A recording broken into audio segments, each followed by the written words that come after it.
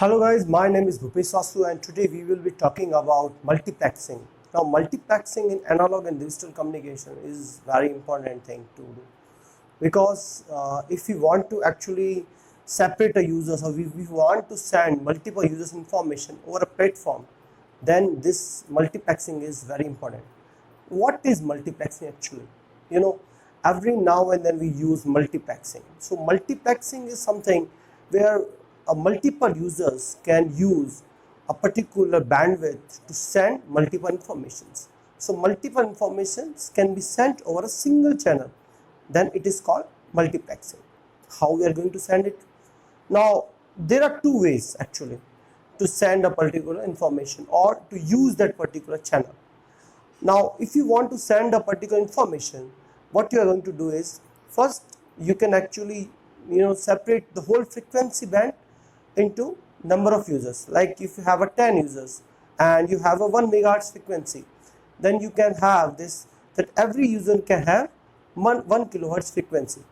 By this you can actually divide 10 kilohertz frequency can be divided, and so whole information can be sent over there. Yes, it is possible. Yes, it is a good idea. But if you are doing this, there is a problem that every now and then you are not using the bandwidth properly. Why? Why we are not using the bandwidth properly? That even if have different technique, if you have a better thing, yes, we can do it. So what we can do is, instead of giving them a whole frequency band, particular frequency band, and allow them to use their frequency band as per the requirement, we are just giving them particular time. Now we are giving them a particular time at which they can send their information. They can send their particular information. Now suppose we have a 1 megahertz frequency. Now what we can do is, instead of dividing the frequency, we are allotting the whole frequency band to them, but for like 10 millisecond, 5 millisecond, a particular time at which they can send the information. After that time, other user can use the whole band. Now in digital signal, we have already seen that there are spacing between the signals. Like you can see, like if this is the signal, so signal information will be like this. If you are talking about a PAM, so signal information will be like this. Now there is a time,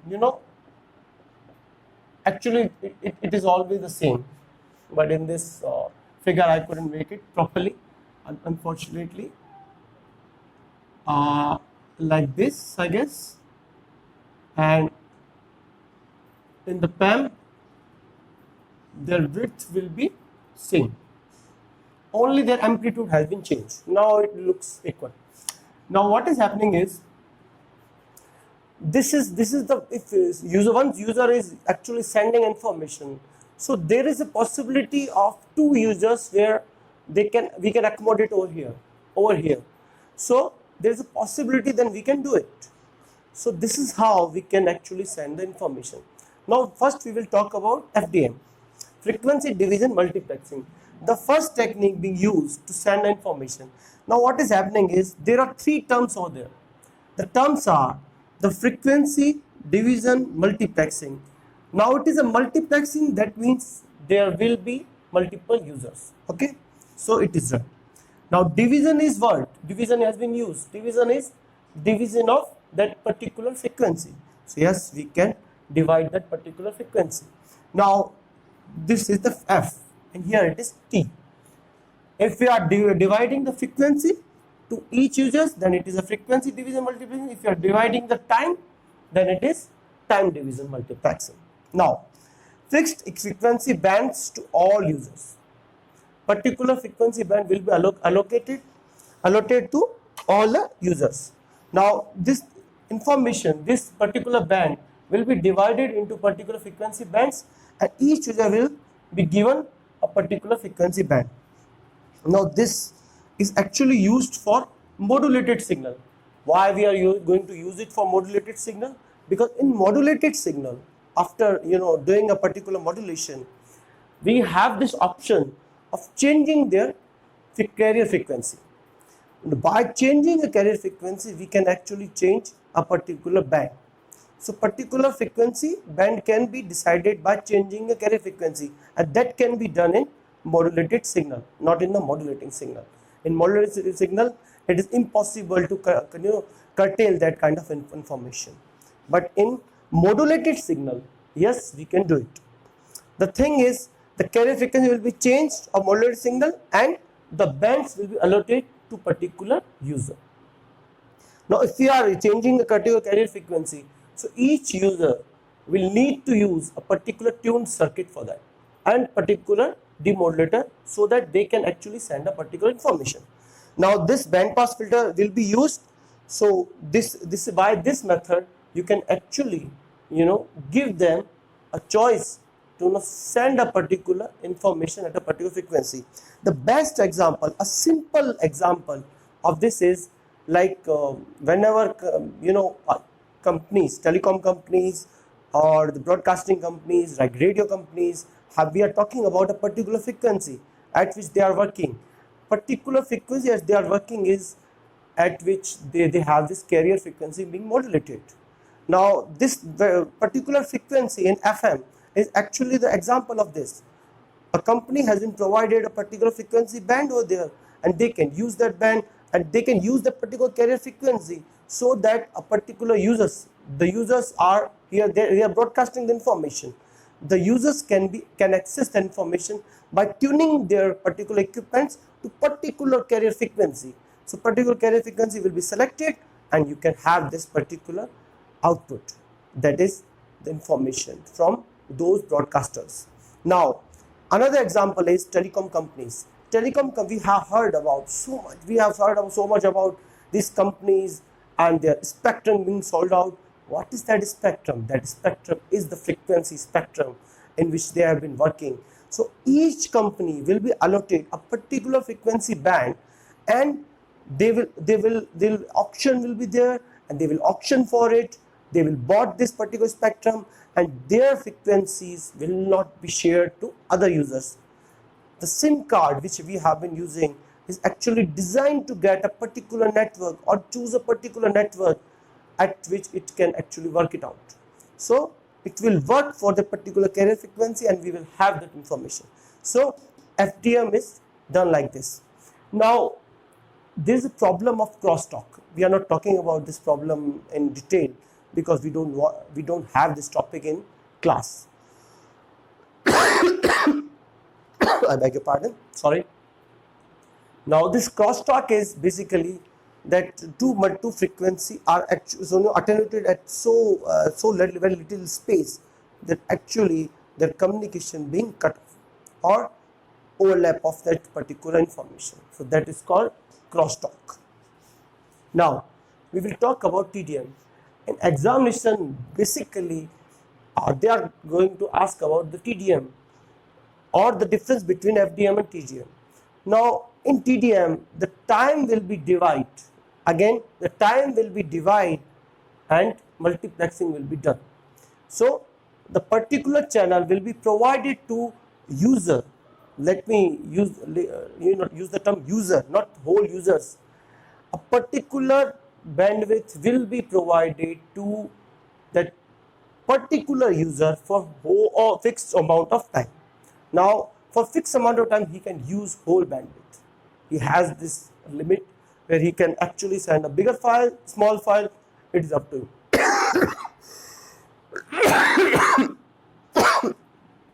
Sorry. Now, this is suitable for digital signals. In digital signals, there is always a spacing between them. So, if there is a spacing between them, so you can use that spacing to send the different users signal or data. So, there is a possibility that actually you can use a better utilization. Actually, this is the best utilization of your particular bandwidth.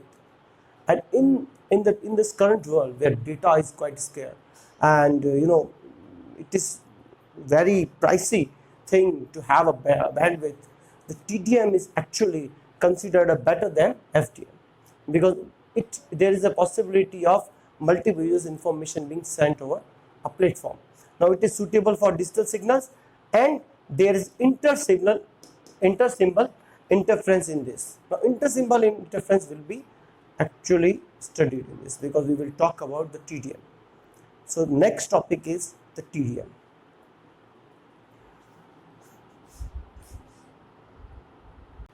Now the TDM part, as we understood that TDM is basically the time division multiplexing where multiple users can send a particular digital information. So here this is the normal PAM signals diagram where we can see the particular user is sending information and the pulses have different amplitude as per their modulating signal. Now here we have understood that the difference between this and this is called sampling time, and this is the sampling frequency. So from the start of this one to end of this one is normally considered the TS, right? This is the sample time. Now in this TDM, time division multiplexing, as we have understood that multiple users are sending information. Now multiple users are sending information, that means like suppose this is the same bandwidth which we are using earlier. Now x1 is sending information to from this to this one, x2 is sending information during this time, x3 is sending information after this, and n number of users are sending information till now. After this again x1 is sending the information. Here you can see x1 is sending, x2 is sending, x3 is sending, and this one is xn, nth user is sending the information. Again x1 will send the information here and so on. Now there will always a different time, it will be different from this one, so different time duration will be there so that different pulses don't interfere each other's data. Now what is happening is, if you want to calculate, it's the same one. So TS is 1 upon Fs. So if we are the first user is sending information, so till the time again it is not sending information, this will be the sampling time. It will be 1 upon Fs. Now if you want to calculate difference between them, so it is 1 upon nfs. Again there is n users out there, so 1 upon nfs, by which we can actually calculate the sampling rate, frame, and other parameters, and the bandwidth too. So we will talk about it in the same lecture. You need to understand that this is how it will be done. This is how the things have been going through. After this we will calculate the sampling rate, frame, and what is frame, what is pulses per second, and the other parameters of this TDM. We just need to go through this first and then we will talk about it.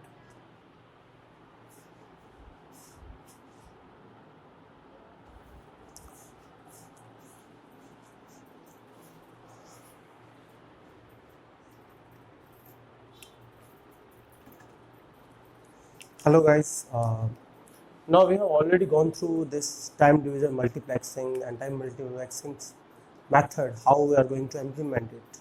Now you can see over there, like if there are 3 or 4 users, here we have taken 3 users out there. Every time a user needs to send information, that information needs to be sent, and that digital information needs to be passed through a low pass filter. Now every time we use number of low pass filter according to their users. If there are n users, n number of low pass filter will be used. Now the information which needs to be sent will be decided by this cumulator. The cumulator will decide which information needs to be broadcasted, which user's information needs to be broadcasted. Now whenever we are sending a particular information, the cumulator will decide if user 1 is connected, then at particular point of time this user 1 will hold the frequency band. This whole frequency band will be used for all the users, but right now it will be used for user 1. So for a particular time being, this cumulator allow this user 1 to send the information. Afterwards it will send second user's information, third users, fourth users, and so on. Now the information which we are sending will be passed through PAM modulator. this PAM modulator will work in a way where the pulse amplitude modulation will occur in that particular digital signal. Now what will happen is, by this method you will have different pulses according to their amplitudes. Now amplitudes will be changed according to their pulses, amplitude will be changed according to their information. Now this will be passed on to the channel, and at the receiver side I beg your pardon, at receiver side we have this PAM demodulator.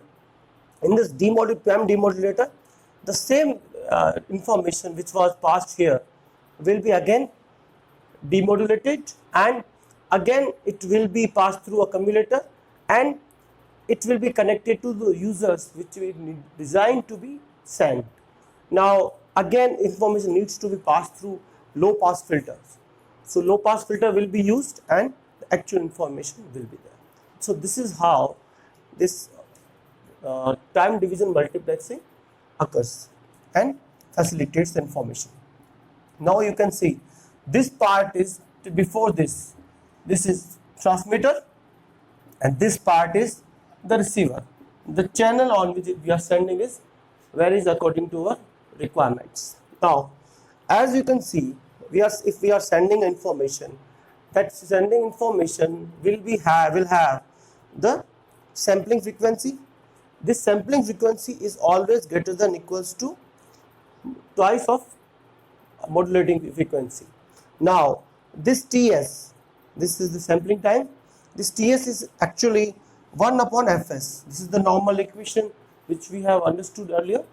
Now it will be 1 by 2 frame, so this will be called, this TS will be called frame here. In time division multiplexing, this is called frame. So every time we are sending information, so particular information in a particular time being, that is called frame. So if it is called frame and the spacing, if we want to decide the spacing between them, so if the n number of pulses has been sent in a particular sampling time, so this spacing will be Ts by n, and number of pulses per second will be 1 upon space between two pulses. Now it is Ts by n. So if we want to calculate this, if we want to calculate the pulse per second, so it will be 1 upon Ts by n, so it will be n by Ts. Now number of pulse per second equals to n upon 1 upon Fs, as Ts is 1 upon Fs. Again it is nFs, or if you want to calculate it, Fs is 2Fm, so we can say the signaling rate can be nFs n multiplied by the sampling frequency, or 2n multiplied by Fm if Fs is 2Fm, because it is a maximum limit. So if Fs is 2Fm, that it can be equal to, or its maximum limit can be 2nFm. So this is what we call signaling rate of this time division multiplexing pulses. So we have, if in the examination they are going to ask you about the spacing, they are going to ask you about this frame, and they are going to ask you about the number of pulses per second or the signaling rate at which we are sending that particular information.